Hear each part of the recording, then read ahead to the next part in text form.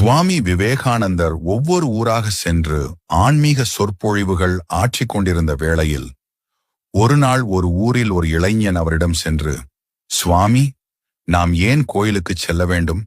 வீட்டிலேயே கடவுளை வணங்கிக் கொள்ளக்கூடாதா என்று கேட்டான். அதை கேட்ட சுவாமிஜி அவனிடம், உனக்கு அதை பற்றி பிறகு விளக்குகிறேன், அதற்கு முன் எனக்கு குடிக்க சற்று தண்ணீர் தருகிறாயா என்றார். அவன் வேகமாக சென்று ஒரு செம்பில் நீர் கொண்டு வந்தான். சுவாமிஜி அவனிடம், என்னப்பா, இது தண்ணீர் தானே கொண்டு வரச் சொன்னேன், செம்பு நான் கேட்கவே இல்லையே என்றார்.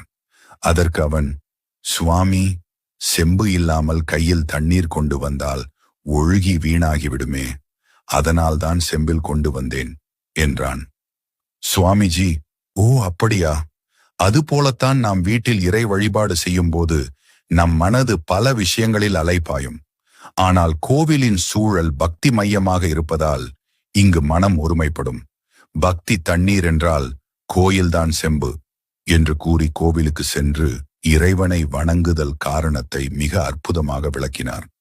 அதை கேட்ட அந்த இளைஞன் மனம்